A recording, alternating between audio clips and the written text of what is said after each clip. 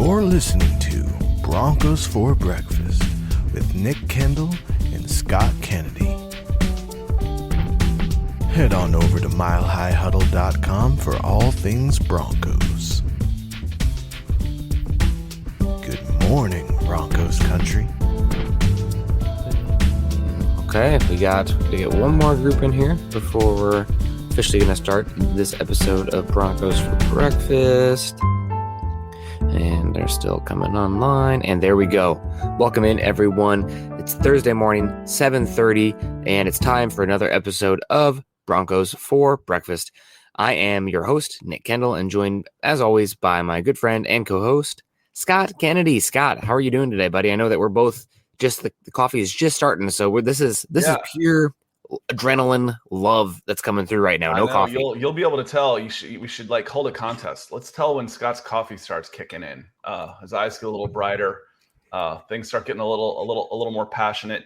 I don't have a mug to tell you when it starts getting empty though. My Walking Dead mug turns red as it starts to empty. So you can tell if I'm either drinking water, it's going to be red the whole time, or as it starts to drain, it changes colors. So I've got today it's Chelsea in honor of the Super Cup win. I know like three of you care about international football, but I do care yesterday, and that's as much as I'll say about it.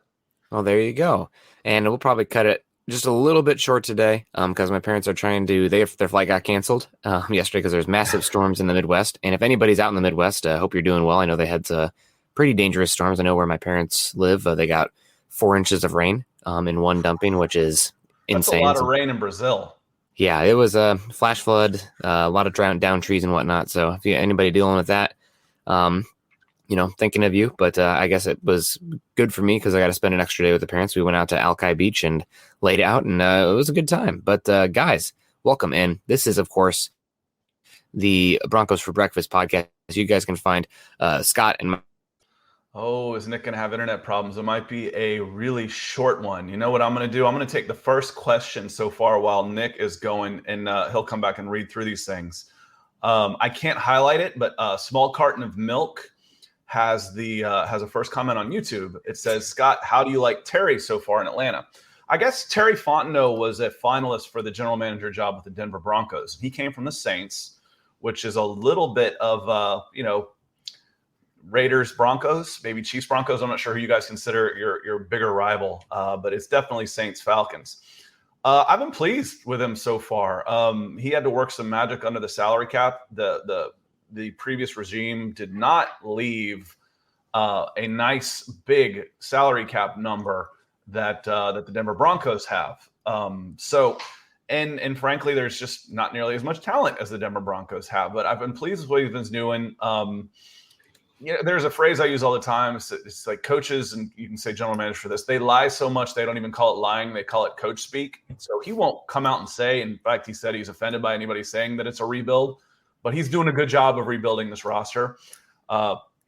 Pleased that he's here. So the one question I would have to know what he was offered for that number 4 pick before I would say anything about, how good a job he was doing, because that was a big one. The Falcons aren't one player away. This is why national media, this is why you follow guys like Nick and Chad and Eric and Luke and Zach, because they know what's actually going on with your team. The national media are saying that Kyle Pitts was a win now move. No, it wasn't. Not with that defense, not with that defensive line, not with that offensive line. So in a full rebuild, you want to gather more picks. And if he wasn't, if he turned down a big offer, then I would have questions there. But Kyle Pitts is a good player. He's a good building block. Nick and I talk about it all the time. When you draft a player, you draft him for the next 10 to 15 years, not for the next season. So, you don't necessarily look at schemes or anything like that. And that's where best player available really starts to kick in. But that's what I'd want to know. What were the Falcons offered for that number 4 spot? What kind of offers did he turn down? Because he was. If he turned down that 49ers offer, then I'd give him an F. Yeah, because that was the dream offer right there that the Dolphins got from the 49ers to trade out of that 3 spot. He wouldn't have gotten that offer from the 3 spot though, because it wouldn't have guaranteed that that the 49ers got one of the 3 guys they wanted. Yeah, no, they wanted Zach Wilson or Trey Lance, it sounded like, but they got him, and I think the Falcons, there's some talk, though, the Falcons would have taken Trey Lance if he had been there at 4. So different conversation. It's another team that questions. I mean, it doesn't make sense to me. Why not Justin Fields? But we're going to get into that today. And let's give this one more go. You guys can follow Scott and myself on Twitter. Scott, of course, at Scout Kennedy, and myself at Nick Kendell, MHH. Also, guys, make sure you're following us on Twitter at Huddle Up Pod and at Mile High Huddle. If you guys are joining us on Facebook today, first, please click those thumbs up, smash that like button, as we like to say. Also, while you're over on Facebook, please go to facebook.com/Mile High Huddle, become a supporter, as well as milehighhuddle.com or /Mile High Huddle pod. If you guys are joining us on YouTube today, please subscribe, like, and share. That's the number 2 thing you can do to help us with this show. Obviously, number 1 is super chats, superstars, super stickers, et cetera, but not everybody's always in a position to give. That's fine. We get it. We've all been there. But it's totally free to go to YouTube, subscribe, like, and share, especially with Vikings Broncos joint camp upon us. Broncos first preseason game this weekend. Now is the time to make sure you're not missing anything. Also, make sure you're not missing anything going to youtube.com/C/Scott Kennedy. I'm dropping it right now in the comment section here as well. You guys click any of these links. This is for Facebook. That's for YouTube, Periscope, Twitch. And Scott, I always ask, is it Senior Bowl still cooking? Is it still? Actually, I got a nice hit on a Dante Fowler video of Arthur Smith talking about how he's going to have to earn his way back. In soccer, they call it the new manager bounce. When you see an immediate uptick, and the Falcons are in the midst of that right now. It's all love. And things are, he's winning the press conferences, which, not everybody does. You think that's the easy part, but we've seen some guys go in there and just flub, and just get off on the wrong foot. So I'm putting some stuff on there, and then start hitting some game previews, reviews, as well as highlights and stuff. So getting back into it. Football, the dead period is over, for as dead as it can be. It's we got live football again. This is the last time you will see me on a Broncos channel. I won't say Nick, because he's probably going to be on 4 more times. But the last time you will see me before you see a Broncos football game. That's got to be a little exciting, right? Oh, absolutely. I mean, at least the not seeing me part. Willie's in here. He said he missed breakfast. Somebody get Willie a biscuit. He's going to be hangry this morning, or at least I think we've got a winner on 8 minutes in. The coffee's kicking in. You can tell. There we go. I missed breakfast, extra salty this morning. Well, Willie, we'll fight that off as best as we can. You're talking about that honeymoon period too, Scott. I think we might talk a little bit about that, where I might be a little bit disenfranchised by some of these recent comments. But let's say hello to the chat first before we get going any further. US Dave's in the house. Morning from Southern Arizona. Gosh, I hope it's not too hot down there. It's going to be hot again here in Seattle. I'm glad that I guess I will be doing a show on Saturday. I'll probably just be dripping sweat. So don't worry, guys. I'll just pretend I'm doing it from a sauna. Dave Glassman's in the house. Cheers, heart, lock. So Dave telling us where his heart lies there for the Broncos quarterback battle. EJ's in the house. Good morning, Nick and Scott and Broncos country.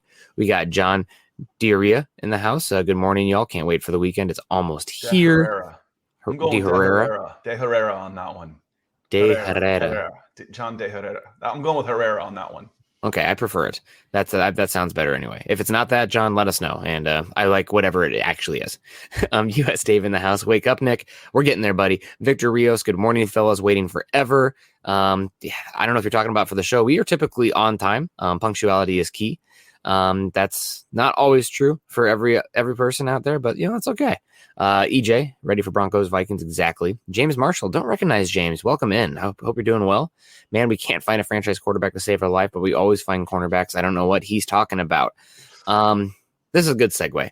I think this is the way to go. So recently, a couple days ago, we had an interview, or a segment of an interview with NFL reporter great Peter King and Broncos' new general manager, George Paton, relatively new. I guess we've seen an offseason at this point, but he had a quote that I thought was pretty interesting. Now, there's multiple avenues we can go down this, and I just keep thinking about it because I'm having a hard time making it make sense to me unless he was just dancing around what he actually meant. But here's the quote I got, and he's talking about the Broncos taking Patrick Surtain and a cornerback over a quarterback, and the quote is from George Paton. Plus, and this is not why we did it as far as drafting Surtain, but quarterbacks are available more than franchise corners every year, at least the last couple of years.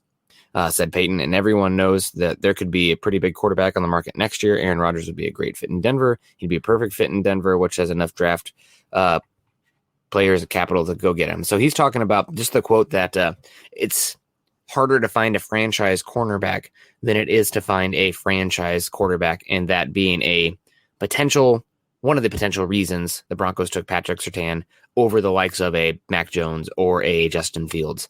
And Scott, I know that your team, especially the Falcons, watching the Falcons, loving the Falcons, that has a hard time finding these cornerbacks, it feels like, for the last 15 years. But your thoughts on what Paton had to say there? Here's what I heard. Here, I'm going to do my hand puppet here. Here's what I heard. We like Surtain better than anybody who was available at 9, and moving up was too expensive. Done. All right, guys, we'll see you tomorrow. Translator for this. I mean, like I said, the coaches and general managers and personnel guys, even when they're telling the truth, they're lying. I mean, they're covering it up. I mean, it's like I said, we don't even call it lying anymore. But they don't tell the truth. They don't tell you. They're poker players. They're holding their cards back. They're not, which is bluffing. What's another word for bluffing? Lying. So I don't believe anything that these guys say publicly for the most part, unless they're trying to motivate somebody. And then there's always other reasons. What's the word I'm looking for? Motivations behind what they have to say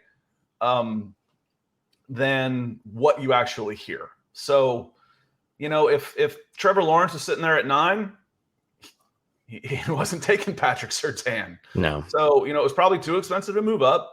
Surtain is a great player and a great pick, and we liked him better than we liked Mac Jones or Justin Fields. Great. Yep. Great. And the other part of that question was, the other part of that comment, Nick, was we felt we owed it to Drew Lock to give him a legit shot at being the starting quarterback. Okay, that could be partially true. But that's also something you put on to help build his confidence. The long and the short of it is, it was too expensive to move up, and we didn't like Justin Fields or Mac Jones better than Patrick Surtain. Now, I'm going to throw Drew Lock some love. In the back of their mind, in the backroom conversations, they're saying, if he doesn't get it done, we got to get a quarterback. Yep. So, I mean, you're always, as a general manager, you're always looking at 3 possible outcomes. All right, if Fangio's got to go tomorrow, who's on my list? If Drew Lock goes down, who's on my list? If Drew Lock doesn't get it done, who's on my list? So, but it doesn't hurt to give him a vote of confidence, the dreaded vote of confidence. And that's why it's called the dreaded vote of confidence, because it's BS. Yeah. But it doesn't hurt anything to say, listen, we want to give this guy a shot. We've gone through this on previous pods that, he's 18 games into a career that was interrupted by COVID with no preseason. He had some pretty good numbers at Missouri. We've seen he can do it. Let's give him a chance. The hard part of this, Nick, though, is the rest of this roster is so good that you don't want to take a chance at the quarterback position. But drafting a rookie wouldn't have fixed that. Drafting a rookie wouldn't have fixed that this year. Probably not. There would have been an anomaly, but it also would have been an anomaly banking on Locke. So, or is an anomaly if he becomes a top 10 quarterback this season. So we'll see. The biggest one for me, though, I feel it's pretty disingenuous to say the cornerback versus franchise quarterback kind of argument, because let's even parse this through a little bit further, where you have the cornerback position. Sorry, my dog's restless and running, doing circles over here if you hear him. The cornerback position, he's saying it's easier to find a franchise quarterback than a franchise cornerback recently. Okay, let's say that's true. So you, in a vacuum, you're saying that top pick you took has a higher chance to bust and not hit and not become a franchise cornerback, because there are no guarantees. No matter what anybody says, there are no guarantees. Trevor Lawrence could bust, and he was generational. So now you're saying that you're picking against the odds higher for a position that is significantly less valuable than the quarterback position. Because recently we saw it last year with Jeffrey Okudah and CJ Henderson. Small sample size, I know, but those guys really struggled last year compared to some of these rookie quarterbacks that are coming in and lighting it up. So now you're talking about a longer odd shot of getting that outcome that you want as franchise cornerback for something that's maybe half as valuable, if that. Well, and Nick, we've talked about this before, that the development of the one sport player, and they're not even necessarily one sport players, but think of all the pressure and all of the throws that quarterbacks have made by the time they are rookies in the NFL. They're playing year round now. They're playing in 7-on-7s year round, especially in the southern states. that they're farther ahead in their development, nutrition, size, athleticism, and then their ability to process, because they've seen the game for so much more. It's not just like, okay, I'm going to play football we'll show up for 2 days in August and we're going to be done. We're going to be done at Thanksgiving, and then I'm going to play basketball, and then I'm going to run track or play baseball, and then in summer I'm going to goof around with my friends. Now these guys are playing football 12 months a year, so the investment and the return on that investment is sooner for the most part for the guys that can play. You kind of know what you have sooner than you used to. Yep. Absolutely. Before we get back to it, let's say hello to some more of the chat here. Jeremy Sean coming in. Morning, guys. Morning to you. Jeremy Sean also saying Raiders historically are the rivals, but it's really whoever is the best in the AFC West at the time. So Chiefs right now. Everybody hates the Raiders. That was kind of what it was. I read John Matuzak's book when I was a kid, Cruising with the Twos, and just talking about like basically everybody hated the Raiders. Yeah, they were including the NFL. They were bullies, playing on the edge, playing to the echo of the whistle, right? But I hate the Raiders the most. I don't hate the Chiefs as much. If Patrick Mahomes was a more hateable character, I probably would. Or Andy Reid. Neither of them are, but I mean, they have Tyreek Hill, who I just... The Raiders have just been so insignificant for so long. Yeah. I mean, when's the last time the Raiders put any kind of sustained success out? Early 80s? I mean, it's been 30 years. They made the Super Bowl in 2001, right? Or 2002. Again, that's 20 years ago already. It really is. Don't say that out loud. That was kind of a fluke, wasn't it? Was that Gruden's year and then he was gone? Yeah, with Rich Gannon. And they got beat by Tampa. I love it, man. Raiders fans living in the past. I feel like it's getting like the sad, funny part. And I really enjoyed that for many years with the Chicago Cubs. As well. So I'm enjoying it now with the Raiders. Joey Richards in the house. Football's almost back. Let's go. US Dave's also in the house. If you can't be an athlete, be an athletic supporter. Little shout out to Grease for those of y'all that remember that over the PA and in the movie Grease. I'm sure Jeremy does. Jeremy gets every quote I mention here, even if it's offhand. So appreciate having Jeremy in here to at least one person understands when I make some off-topic quote like US Dave just did. US Dave's always in here for the quotes. Loving it. Greg Smith is also always in here. Good morning, fellas. Still getting used to the 6:30. That's okay. Greg, aloha, of course. And we got Malcolm Brown in the house. Hello from Ogden, Kansas. Home. Oh, he's in Kansas again instead of Alaska, so that's good to hear. Home of the Wildcats and my wild grandchildren. Good to hear.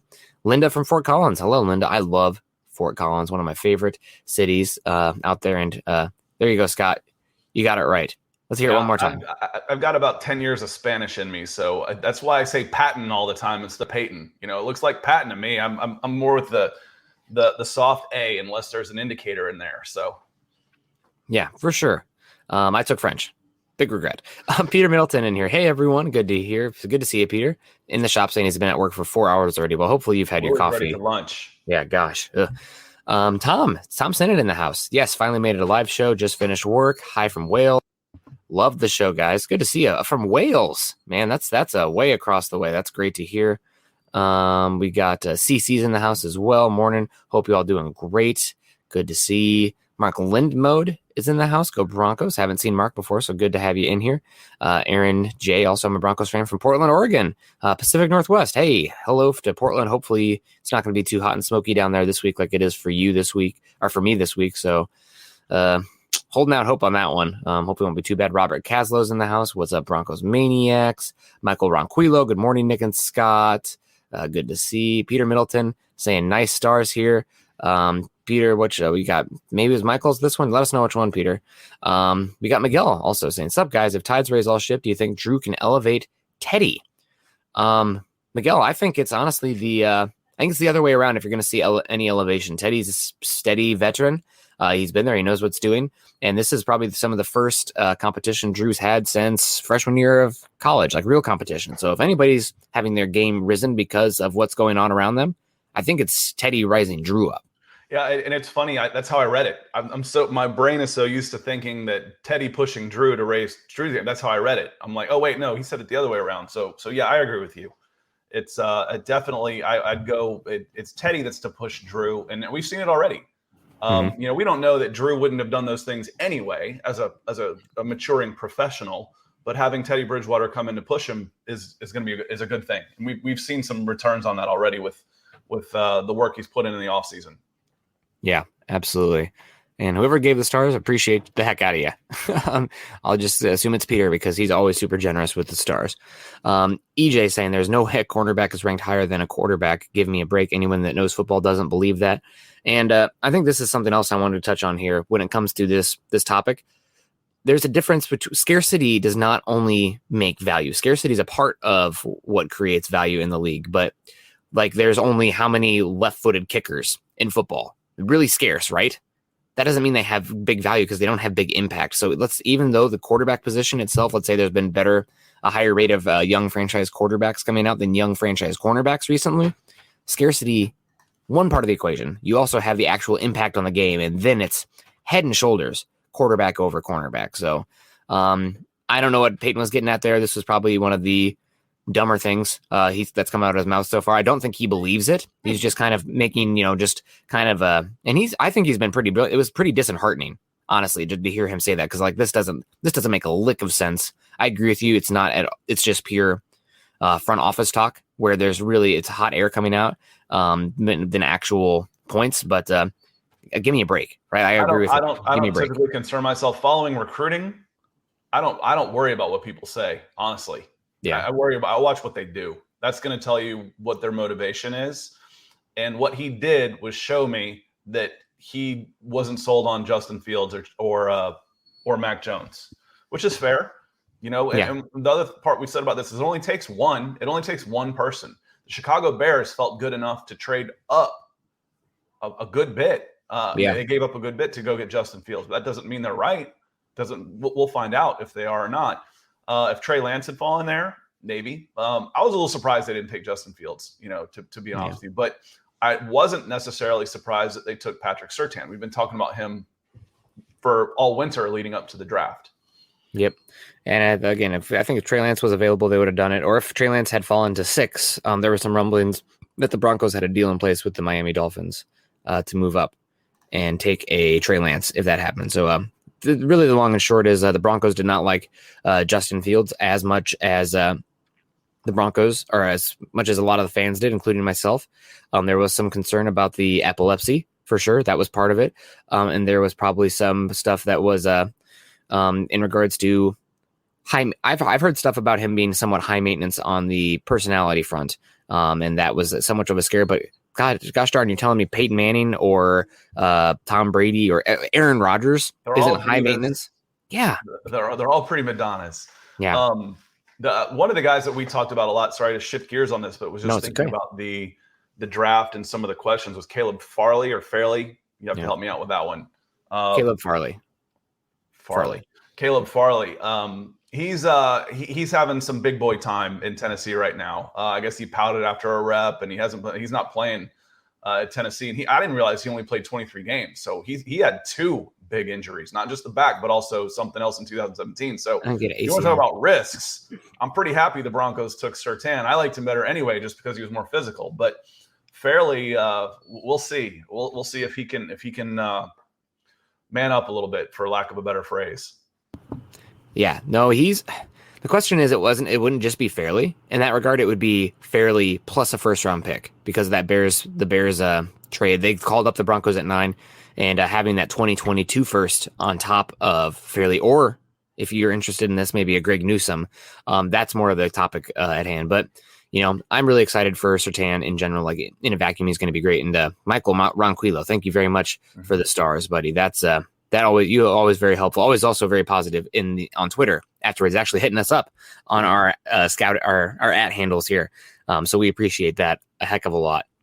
But you're totally right. And CC coming in here saying, if you don't love a prospect, why draft him? Broncos didn't love Paxton. They liked him. Peyton loved Surtain. I'm sure other teams love Fields and like Surtain. Each GM is different. And that's a great point. That's Patrick Surtain, no matter what. PS2, baby. Absolutely. And Antonio Jones coming in here. Good morning, Antonio, saying a shutdown corner definitely makes a quarterback think twice before throwing that direction. Look at Champ Bailey. And you're totally right there, Antonio. But let's think about Champ Bailey's career and what the Broncos did with having arguably one of the top 3 cornerbacks of all time during Champ's peak seasons in Denver versus just the 4 short seasons of having Peyton Manning, right? Like if it's all the same and both are Hall of Fame levels, quarterback's probably got 10 times as much impact on the game than arguably the best cornerback of all time. So you're betting on it's the same argument. It's giving me that probably one reason I'm a little bit triggered by it. It's because it's the same stuff with Bradley Chubb versus a quarterback in the 2018 draft, right? Like Bradley Chubb, best, safest defensive player in the game. He's been a blue chip player. He's a core building block. That's fine. You were afraid to take a swing on somebody like Josh Allen, and here we are, still, piddling. You can hit on the comment from Willie. Because let's do it. He's put this in. He said a franchise cornerback and a quarterback. Yep. So basically saying that we're taking a guy that we firmly believe is going to be a franchise corner. We're sure about Surtain. We're unsure about the other positions.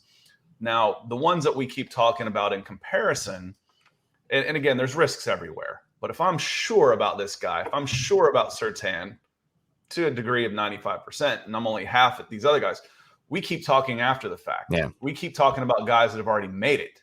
Yeah. So exactly. We're not talking about, if I've got a chance, they offer me Justin Herbert for that pick. Do I trade the rights to Patrick Surtain for Justin Herbert? Yeah. Yeah. I make that trade. Doubt. I make that trade. So we're talking about prospects here. Mm-hmm. And the quarterback isn't necessarily too much of a crapshoot, but these quarterbacks in the opinion of Peyton. You did it. Peyton were too much of a crapshoot. Weren't worth taking it when I can lock up my secondary for a while. But coming back, I'm not sure who the quarterbacks were for Champ Bailey, but Dion Sanders is another one of the best cornerbacks ever. He didn't elevate the Falcons on the field the way Mike Vick did when he came in. Talking about Mike Vick was for a while. Dion Sanders was the best player at his position. Mike Vick was the best player at his position, and they needed help. Would have been nice if they could have played together, but it's definitely. I don't think anybody's making that comparison. It's just a matter of we're talking about guys that are already franchise quarterbacks being more valuable. Yeah, we know that. Yeah, for sure. But you don't know that, and if you don't feel like that Fields and Jones are the guys, you don't want to put yourself in a hole with a first round pick. That's that you don't want to make that move. And there's no way Surtain was going to fall any lower than 2 more spots. So he was going next. Instead of those other 2 guys, that was where you had to get him. He was going to go 10. The Cowboys were going to take him. The Cowboys were apparently shocked that both cornerbacks went 8 and 9, and that left him scrambling, and they traded back and took edge rusher Micah Parsons, apparently, based on the Hall of Fame game for doing anything there. And Surtain's safest pick in the draft at 9. Absolutely. But at some point, you're not going to hit the jackpot if you're always playing at the kiddie table, right? You got to put the chips on the table. I'm not much of a gambler other than sports, but and I've already told you my philosophy. I always expect to lose. You're not going to find anything more cynical than a Cleveland-born Atlanta sports fan. So I expect to lose. Yep. I agree with you. But again, missing on a quarterback that high is devastating. It's devastating to your team. So if you're not sure, don't. Yep. You gotta be. I mean, you're never sure, but you gotta really like a guy and not just talk yourself into it. I really like Justin Fields. Doesn't mean I'm right. Doesn't mean you're right. But he would have been gone at 2 for me. Yeah, probably. And we got a big one here from Travis, but it's Superstars, so we're going to 100% get to it. Travis says, good morning, Nick and Scott, Broncos country. Nick, are you wishing that you were still in Iowa with the game with the Yankees and White Sox? I love Iowa City. Miss the going to the Iowa football games, but I am absolutely loving Seattle, so I would say no to that one. As to the cornerbacks or quarterbacks available are more available as to draft available, I think it's all depending on the team need and how they rank the players on the draft board. I know it's still being brought up by fans about Fields, but it's done and gone. Yep, it is.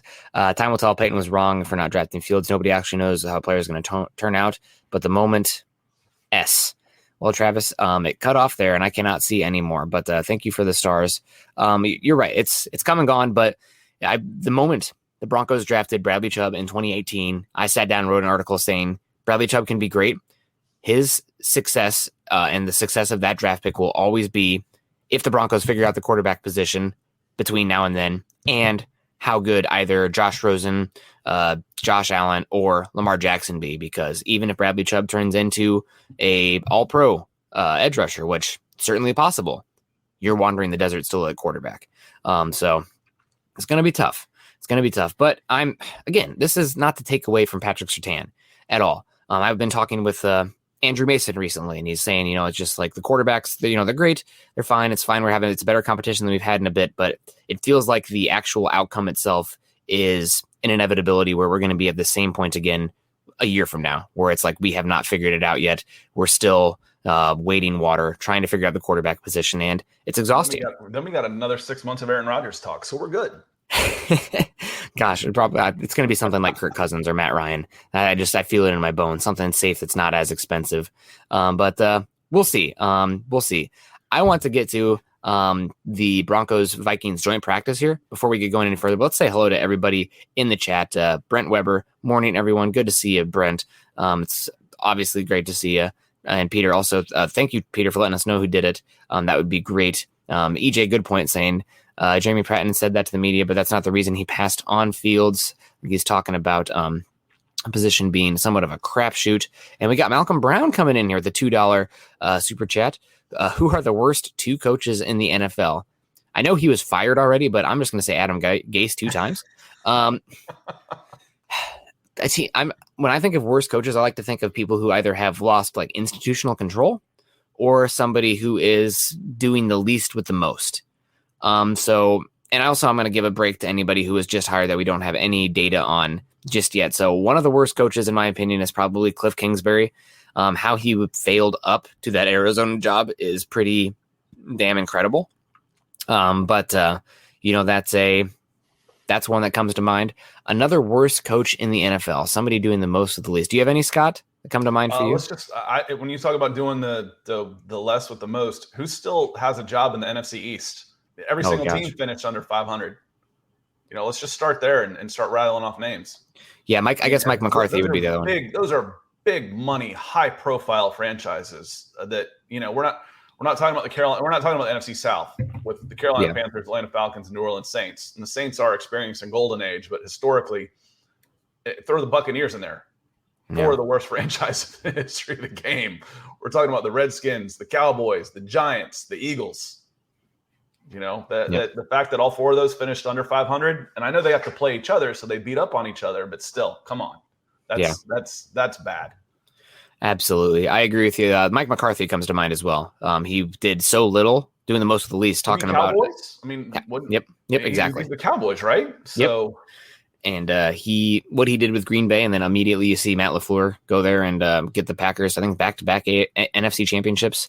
Mike McCarthy looked really unheralded there with that. And Ben, we'll get back to you real quick, but we got to get in here.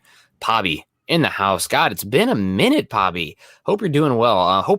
Talking about the storms earlier. Hopefully you didn't get hit too bad there in beautiful Iowa. I know that you guys got dumped on. Not the same as the derecho that we had almost a year ago to the day, where we had 140 mile an hour winds across the plains there. There's picture. It was a low pressure system. There's pictures of silos that are collapsed on themselves because the pressure change was so quick. Weather's crazy, man. But good morning, guys. Ron White has a good bit about people acting tough in those storms. It's like, it's not that the wind is blowing 140 miles an hour. It's what the wind is blowing at 140 miles an hour. You're not going to be so tough with a Volkswagen sticking out of you. Yeah. But Pobby, awesome. Welcome back. Yeah. We've missed you.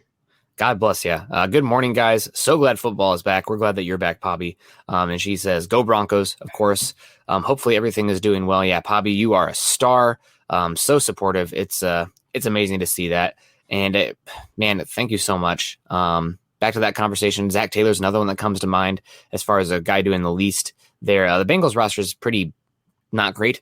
But that's a good one as well. And I'm hesitant. I mean, Dan Quinn's still in the NFL, but Dan Quinn blew statistically impossible leads multiple times. I mean, like, where you start seeing the after effect. The odds of the Falcons losing this game were 10,000 to 1. Well, he did it about 5 times. So we need to start recalculating those odds based on a Dan Quinn factor.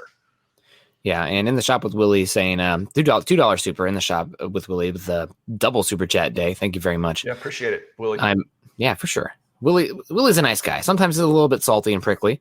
So am I. As we start like going through our different likes and dislikes, we got a lot in common. No wonder I don't like myself either, man. But he says I'm more confident in Surtain than Lawrence day one. I guess look at it like this: you have a dice roll where if you hit 1 or 6, the player is a hit, and you get $20. Or you have a double dice roll where if you hit 1 or 12, you make, $5,000. Which one am I going to do? I have a better chance of winning the 20, but the payout for the other one, even though my odds are lower, it's the different ratios there. So I just have a hard time with that. It's easier to play early as a corner. Yes, and it's easier to see it. A lot less on your plate as a corner. I don't know if you heard the story about Dion Sanders when he showed up with the Dallas Cowboys. Did you ever hear this story? No. Where he's sitting in his first team meeting and they're going through diagrams and stuff on the big whiteboard and stuff, and this could be urban legend, but I believe it. Yep. And Dion stands up. He's like, hold on. He walks up to the board and circles the receiver. He goes, I got that guy. And he went and sat down. Yep. I mean, not a whole lot of schemes need to be known there. So it's a lot easier to play early as a corner than a quarterback. So the fact that these guys are having more early success as quarterbacks goes back to where we started at the beginning of the pod. They are so much more trained. Private quarterback coaches, nutritionists, 12-month-a-year football than they used to be. I think it's easier now than it used to be to play early. But corner is definitely an easier position to make an impact early than quarterback, at least to succeed early. It's also probably a somewhat easier position to evaluate because it's based on factors that are far more measurable than the quarterback position. Quarterback and linemen are the two toughest. Linemen because they mature at such a different level. That's why you get so many linemen coming out of smaller schools where skill players are always coming. When they go across, you're watching Monday Night Football and they start saying their names. It's like you get to the offensive line. And it's like Boise State, New Mexico Southern, Central Iowa, and then you get to the receiver and it's like LSU, Texas, USC, Georgia, Florida, Ohio State. Linemen are born, or skill players are born, and linemen are built. But quarterback, it's so much of the intangibles that you cannot measure that it's really hard. You can tell it's the it factor, but how do you quantify the it factor? And how do you quantify? Kickers are even worse. I can go find 100 guys and kick a 55-yard field goal. I need to find the one that can do it with 80,000 people breathing down his neck, so that one's even worse. 100%. We got Ben Bunce coming in here saying, here's the issue. We're now in a position where we get Aaron Rodgers or bust next year. We will be drafting in the late teens, early 20s. Maybe. We'll see. No guarantees. That's not a high probability of finding a franchise guy. Also, I got to say, I've just been talking with some people, but also doing some of my own work with the next year quarterback class. I do not see it. Every single one of these guys, maybe it's because last year's quarterback class was so talented at the top that I'm using that as the bar. But every single quarterback that I've watched so far this year has left me majorly wanting in some area or another. I am not impressed with any of them. It feels. I'm pretty impressed with Spencer Rattler. I am. Okay. We'll he's one. Yep. I haven't watched a lot of guys, but the arm talent that kid has it's pretty special. And Ben, where was Ben's comment again? I lost it. I'm pulling it up. I had something I wanted to in the position. Oh, Aaron Rodgers bust. Now here, to me, you just said something that was a little contradictory. If you're drafting in the late teens, early 20s, okay, let's say you're at 24. That means you were the 9th best team. You're not going to be the 9th best team without good quarterback play. Mm-hmm. Much better quarterback play. So if you get much better quarterback play, you don't necessarily need to go get a quarterback. You're seeing the progression you want to from Drew Lock. If it's Teddy Bridgewater, we've said this before, if it's Teddy that leads the team, then you're going to, but it's not an emergency. You could go Teddy one more year. You could go Teddy 2 years. 2023, you're going to be looking to maybe draft a guy and build for 2023. But if you're got the 24th pick, you got considerably better quarterback play. Yeah. Right? I guess it really depends on the context of it. You would say most likely the quarterback play improved a lot, but we're not very far removed from the Jacksonville Jaguars going to the AFC Championship with Blake Bortles. We're not that far removed from the Mitch Trubisky-led Chicago Bears leading the NFC in wins in one season. So you can win a single season with a great defense and stuff around that quarterback. But it's not sustainable if your quarterback is stale poop. 32. I mean, we're talking about we're looking for progression. You're not going to be there if your quarterback play is 30, 31, 32 again, are you? I mean, we have to go back and look at those numbers, but I would think that the players you mentioned weren't bottom 10% that year, right? I'm not saying they're franchise guys, but they were serviceable. Right now, you take serviceable. Yeah, serviceable would be an improvement. Vinny J, good morning, Broncos country from Nevada. Literally hiking up the mountain with my husky while listening to y'all. That's man, you're speaking to me right now, Vinny J. That sounds like heaven on earth. I would let me join you next time. Dogs and mountains. Oh, God. What else? Now we just need a few IPAs. Coffee. Oh, there we go. That's another one, too. We got Travis coming back in with some more stars. Peyton made Gase sought out as a head coach. Very true. And nothing against Fangio, but I hope he does better with his time management and times outs. That's been my major peeve with him.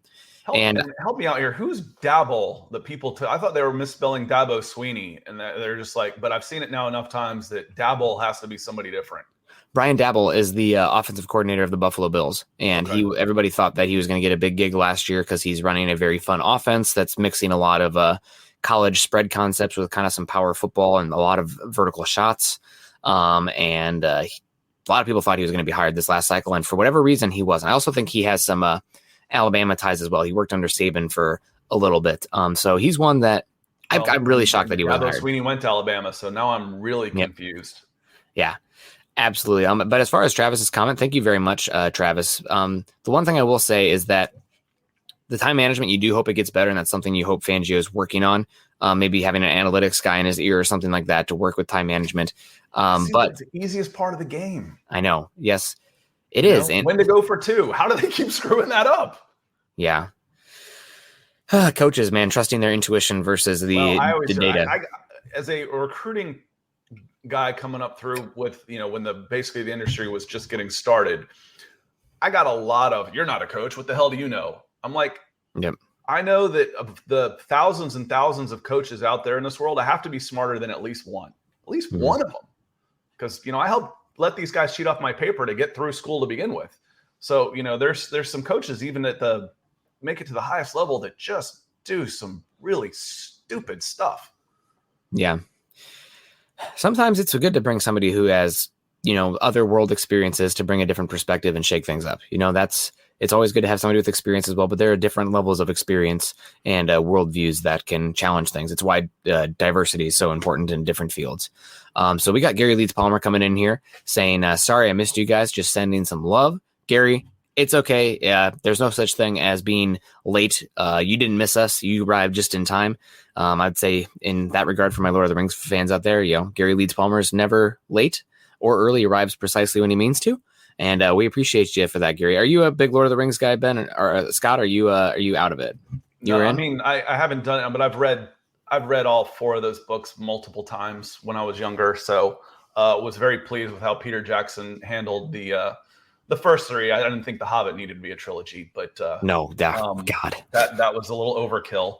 But yeah, I read all those books multiple times. Yeah. Yes, very, very good. My grandparents got me leather-bound ones for Christmas because I was so obsessed with them. So sitting over there on the bookshelf, beautiful.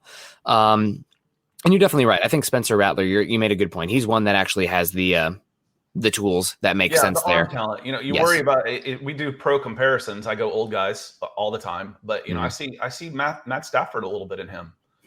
His ability to get velocity on the ball from multiple angles is Stafford-esque. Stafford.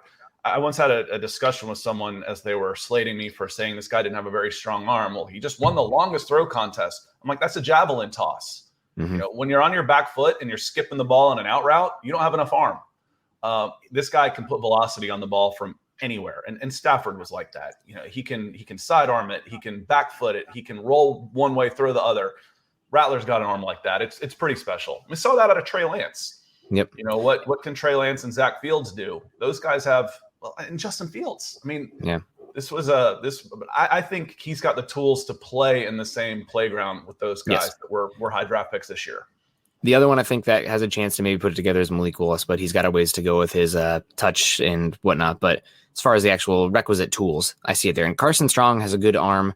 I think he navigates the pocket decently well. It's just, I'm I'm probably not taking a quarterback that is purely pocket bound, except like the last like 5 picks of the first round. And I think if you want Carson Strong, from what I've seen, and based on how bad the 2022 quarterback class looks right now, you're probably gonna have to take him earlier than that if you want a shot at him. So obviously we got a whole year of football here where the data is going to change. We're going to have a better idea of these players, new analysis. But that's where I sit right now. So we'll see where it comes. We'll come there. Here we go, Vinny. I'm sitting on a hill doing my best Gandalf with my wooden piece. There you go. That's great, man. My wife, God bless her. Over the winter, we watched all the extended versions of the Lord of the Rings. She's like, "What do you want to do for your birthday?" And what's going on in the world? It's like all 3 of the extended Lord of the Rings. We're doing it, babe. Live it up. Happy birthday. That's only like asking for 12 hours. Oh, right? Your office space. See, you don't need $1 million to do nothing, man. That's a bum. You want to be a bum.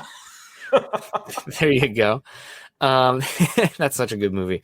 Here we go. Malik Howell. And Sam Howell's arm talent is big time too. I don't think Sam Howell's arm is actually that good. I think it's like it's middle of the pack in terms of the NFL, in my opinion. Same with Drew Lock. Like Drew Lock's arm, it's not top 8 in the NFL. It's in that like 8 to 12 category, which is really good, no doubt. Yep, it's enough. But that's one reason I was banging the table to take a shot on him in the draft. Right? Like I wanted to take a shot on Drew Lock versus Kyler Murray. Didn't have a shot at that one. Quickly found that out. Real quick, because I do have to get out of here soon to say goodbye to my parents and send them off on the Uber to the airport. See them again next year. Man, what are your priorities? The one I want to get on is just talking about practice yesterday. Some key takeaways. Sounds like Teddy did beat out Drew Lock somewhat yesterday. Probably the most important practice so far to get an idea there. So I know our last episode on Tuesday, we said Drew Lock was just starting to hedge, leading Teddy Bridgewater a little bit. I think after yesterday's practice, just from what I've seen from who I've talked to, we're dead square again. It's a dead even. We were not surprised. We both called it who was going to start the game. Who's going to start the game on Saturday? The incumbent. Yeah. It's even. Yep. You go with the incumbent, and then they're going to switch them. That's standard. SOP. Yep. Exactly. Oh, SOP. Don't give me that. I work in clinical trials. That gives me a chill down my spine. Goodness.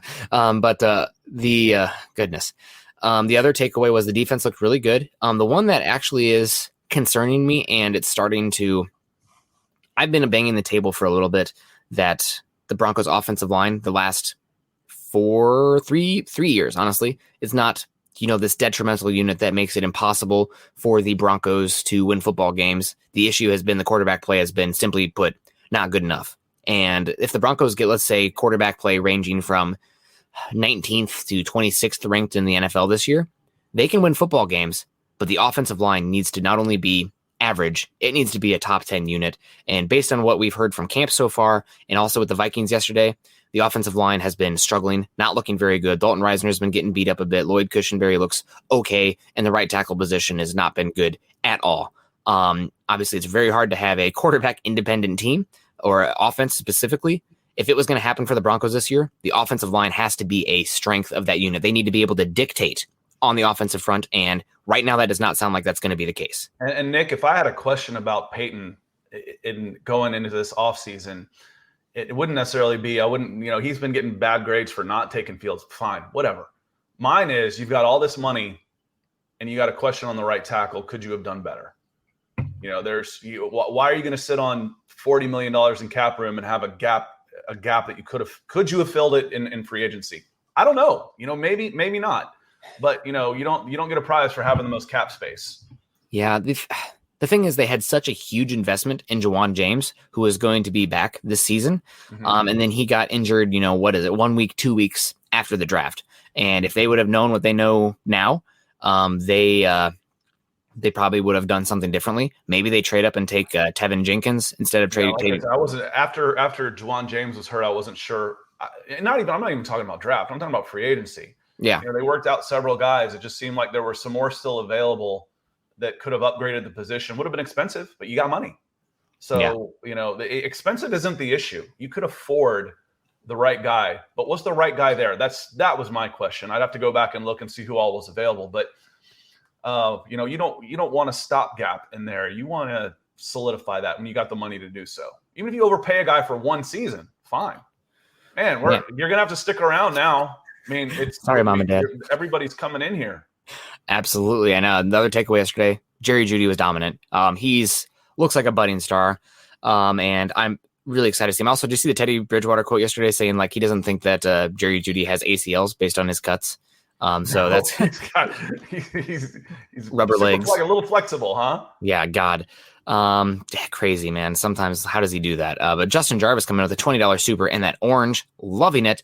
He says, so excited to see what Jeudy can do this year. I want him to turn into Wes Welker. Oh man, think higher. Wes Welker was great, but you don't want Jerry Jeudy averaging like 4 yards average depth of target. You want a little bit more explosive. Think Antonio Brown without the off-field shenanigans. How about Steve Smith, Carolina Panthers? Ooh, that's a good one. Think of 6-footish type of guys that were big players, or they're out there. I mean, yeah.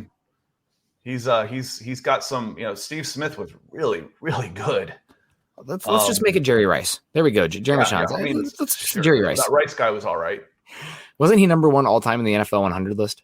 Like the best player ever in the NFL when they voted that? I don't even remember. That's where I'd go. I mean, it's like we talk about wide receivers. I mean, my top 2 that come to my head immediately, for my generation, 80s and on, which is now a long time, Jerry Rice and Lawrence Taylor. Yep, those are the 2 I think. That's where I'd go.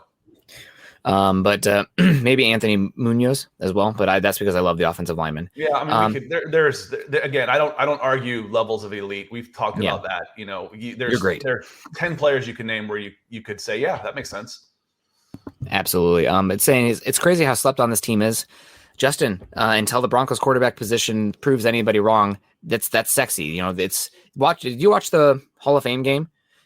When your quarterback is bad, you didn't. Okay, well, God bless you, because my eyeballs were bleeding with the bad quarterback play. that's why. And it's really just the biggest factor there. And if the quarterbacks stop developing in the league, the NFL will probably go down the toilet. Everybody's like, oh man, all this stuff that's going on in the NFL, it's going to shut down the league. If for some reason the quarterback play drops, the league is going to suck, because that's the biggest thing that makes the quality of the product. We've talked about this. It'll change. It'll change into more runners, because the passers are playing baseball. Yeah, the 6'3", 6'6" guys that are throwing fastballs, they're making millions in MLB. What I count up in the draft, there was like 40 pitchers taken in the first 2 rounds this year. All of them were 6 foot or above. Even if 2 of those guys were elite quarterbacks, every year it changes the dynamics of the league. Anyway, go on. Yeah. So he says he's the only Broncos fan in Northeast Pennsylvania. Go Broncos. And also thanks for the content. Also, we have another $20 coming in here. Broncos from the closer. Super sticker. Always the closer. Super sticker, $20 from Broncos 17-0. Thank you very much. Also seeing some comments about from Willie saying all the Minnesota reporters saying that Drew Lock won. They might be a little biased too. Yeah. I haven't seen that at all. I'm going to ask. They might be a little biased as well. So I'm going to ask my guy Arif. What's fun is we're going to see it in game action, and we're going to get to make our own decisions. Absolutely. Well, guys, we'll all probably disagree still, because it's not clear cut. I'm excited for the game, because then I can actually break it down multiple times. NFL Game Pass. I know that they're taking away the all 22 for a bit, which is crappy, but we're going to have to do it.